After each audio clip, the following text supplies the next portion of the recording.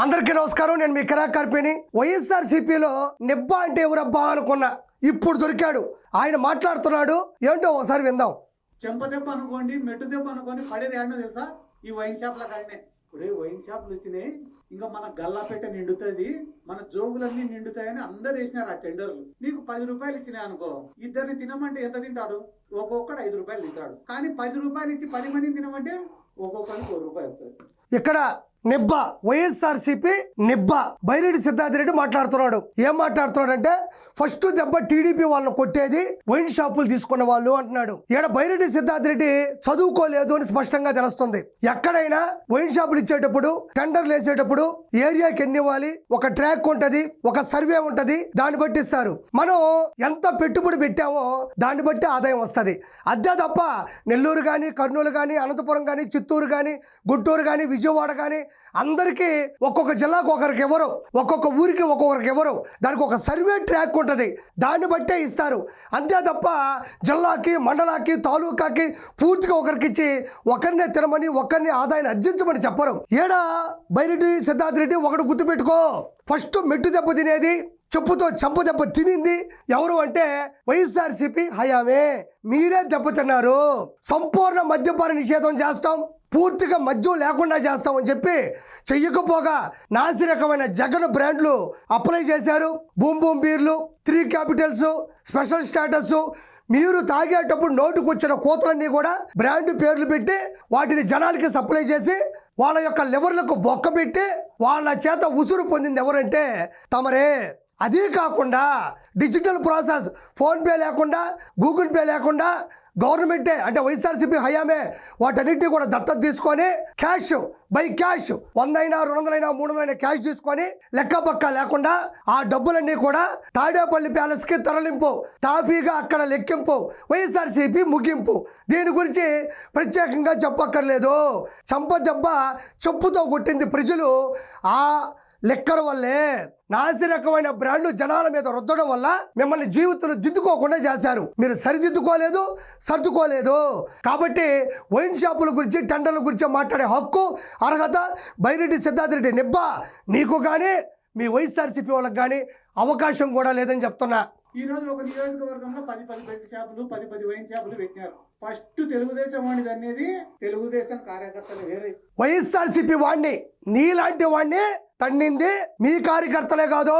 ఎక్కడైతే ఆంధ్ర రాష్ట్రంలో ఉండే ప్రజలు ఎవరైతే ఉన్నారో, మనం ఏ తప్పు అయితే చేసామో వాటన్నిటి కూడా తెలుసుకొని ఫస్ట్ తన్నింది 2019లో ఎవరైతే ఓట్లేశారో తెలుసో తెలియకో ఒక్క ఛాన్స్ అడుక్కొని బట్టలు వేటు, కత్తిపోటు అని సృష్టించి ఓట్లేసుకొని ఎవరైతే గెలిచారో ఆ ఓటర్లే చొప్పు తీసుకొని చంప మీద కొట్టారు. ఆ చంప ఈ చంప అదరు కొడితే లోపలుండే పుళ్ళు కింద పడితే ఏరుకోవడానికి ఇప్పటికి కూడా టైం దొరకట్లే. కాబట్టి వైన్ షాపుల గురించి, టెండర్ల గురించి మాట్లాడే హక్కు నీకు లేదు. గుర్తుపెట్టుకో, 151 సీట్లు మీకు ప్రజలు అప్పగిస్తే మధ్యలో 5 పోయి 11 నుంచి వచ్చినాయి. కాబట్టి అర్థం చేసుకో, సమీక్షించుకో, ఎందుకు ఓడిపోయావో కూర్చొని ఆలోచించాలి తప్ప ఇలాంటి నెబ్బా ప్రెస్ మీట్లు పెడితే అది ఎప్పుడు తెలుస్తుంది? 2 ఏళ్ల తర్వాత లెక్కలు వేసుకున్నప్పుడు తెలుస్తుంది ఎంత బొక్క పడింది అనేది. ఈ మాటలు మాట్లాడితే ఎంత బొక్కబడేది 2029కి ఇంకా నీకు, నీ వర్గానికి స్పష్టంగా తెలుస్తుంది.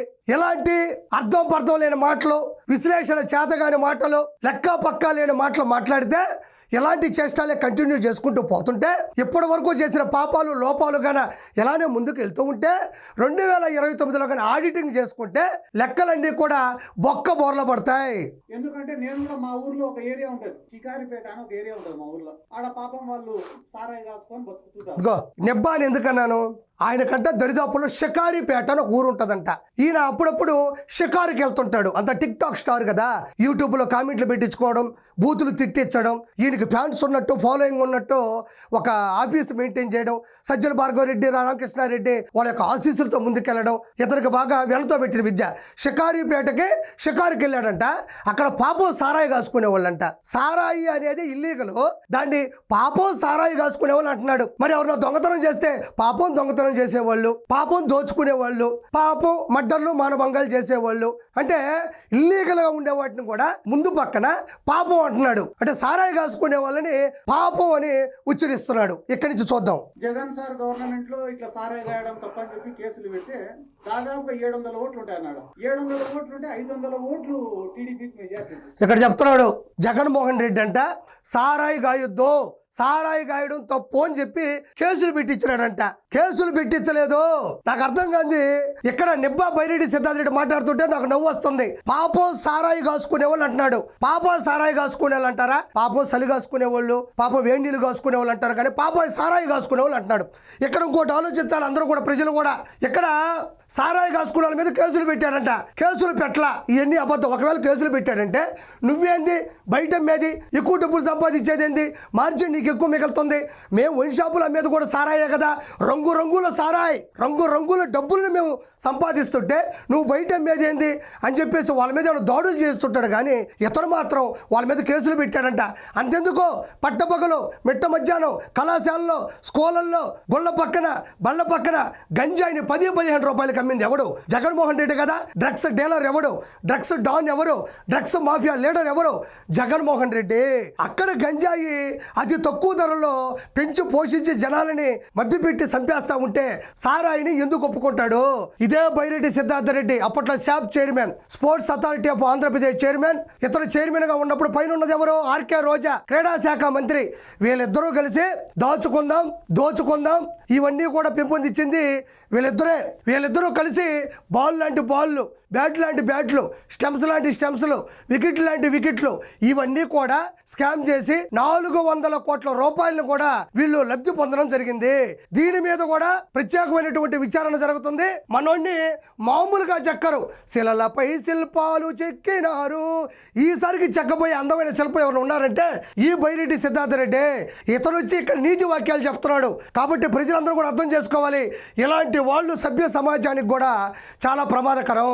కాబట్టి మాట్లాడేటప్పుడు కొంచెం అర్థం చేసుకొని మాట్లాడు. నేను అడిగిన ఏరా ఇన్ని పథకాలు ఇచ్చినారు, మీరందరూ పేదరికంలో ఉంటే కూడా ఇన్ని స్కీమ్లు ఇచ్చినాడు జగన్ సార్, ఏరా 500 మెజార్టీ ఇచ్చినారా మీరు టీడీపీ వాళ్ళకంటే? అన్న మమ్మల్ని సారాయి కాసుకొనిలే, అందుకే మేము బెయిల్ అయ్యి అంత మూకుముడిగా టీడీపీకి వేసినాము అన్నారు. సరేలే మొన్న ఒక కోర్టు వాయిదా ఉంటే పోతేనే పలకరించడానికి వచ్చినారు. ఏరా ఇప్పుడు ఈ గవర్నమెంట్లో సుఖంగా ఉన్నారా అని. ఊర్లోనే ఎవరం లేమన్నా అని. ఎందుకురా అంటే 99 రూపాయలకే మందు దొరుకుతుంటే ఇంకా సారాయి తాగేటోడు ఎవడన్నా? బా ఏమి రాసినాడయ్యా డైలాగా. అంటే చివరిలో దాన్ని క్లాప్స్ కొట్టాను ముందే చెప్పేశాడు. అంటే సారాయి మేము అమ్ముకోలేకపోతున్నాము, 99 రూపాయలకే మందు దొరికిపోతుందని చెప్తున్నాడు. అసలు ఎవరినైనా పర్యవేక్షించాలన్నా, పరిశీలించాలన్నా, వెళ్ళి కలవాలన్నా ఎవరిని కలుస్తారు? రోడ్డు పక్కన పళ్ళు, లేకపోతే పలహారాలు, లేకపోతే మొక్కలు, చెప్పులు కుట్టుకునే వాళ్ళు, కర్రీస్ పాయింట్ పెట్టుకునే వాళ్ళు, లేకపోతే నర్సరీ పెట్టుకునే వాళ్ళు, వాళ్ళ దగ్గరికి వెళ్ళి కలుస్తారు. కానీ ఈయన సరదాగా షికారుపేటకి వెళ్ళి షికారుగా సారాయి అమ్మే వాళ్ళ దగ్గరికి వెళ్ళి అడుగుతున్నాడంట. ఏమరా మీ బతుకు తెరువు బాగుందా, జీవనాధారం బాగుందా, మీకు డబ్బులు మిగులుతున్నాయా లేదా అని ఇల్లీగల్గా పనిచేసేటువంటి సారాయి స్పిరిట్కి సంబంధించినటువంటి షాపుల దగ్గరికి వెళ్ళి అడుగుతున్నాడంటే ఈ నిబ్బాకి తెలివితేటలున్నాయా? సభ్య సమాజంలో, ప్రజాస్వామ్యంలో ఎవరిని పలకరించాలి, ఎవరిని ఓదార్చాలి, ఎవరిని పరిశీలించాలి, ఎవరిని పర్యవేక్షించాలని కూడా తెలియని ఇలాంటి వ్యక్తులు మెల్లో ఒక ట్యాగ్ వేసుకొని ఈయన మాట్లాడుతూ ఉంటే ఎదురుగా ఉండి ఇంకొంతమంది నిబ్బాలు, రౌడీలు, రాక్షస మోకలు క్లాప్స్ కొడుతున్నారు. ఇక్కడ ఒకటే ఆలోచించాలా, సారాయిని పెంపొందించాలి అన్న కాన్సెప్ట్ చంద్రబాబు నాయుడు గారికి ఎప్పటికీ ఉండదు. నేను ఈరోజు చెప్తున్నా, ఏదైనా సరే ఇల్లీగల్గా ఏ పని చేసినా కూడా వాళ్ళని వెంటనే అరెస్ట్ చేసే పనులు కూడా ప్రవేశపెట్టింది చంద్రబాబు నాయుడు గారు. ఇలాంటి నిబ్బా మాటలు, ఇలాంటి నిబ్బా కథలు కోర్టు మెట్లు దగ్గర అడిగాడంట, యారా మళ్ళీ సారాయి బిజినెస్ బాగుందా అని. అసలు సారాయి అనేది ఇల్లీగల్ కాంటాక్ట్ అయితే వాళ్ళతో ఈయన మాట్లాడేది ఏంది, వాళ్ళ బాగోగులు కోరుకునేది ఏంది? అసలు ప్రజలు దీన్ని ప్రత్యక్షంగా కూడా పరిశీలిస్తున్నారు, వింటున్నారు. ఇలాంటి వ్యక్తులు ఏ పార్టీలో ఉన్న పార్టీకి సమస్య కాదు, సమాజానికి కూడా సమస్య అని మనస్ఫూర్తిగా చెప్తున్నా. Thank you so much.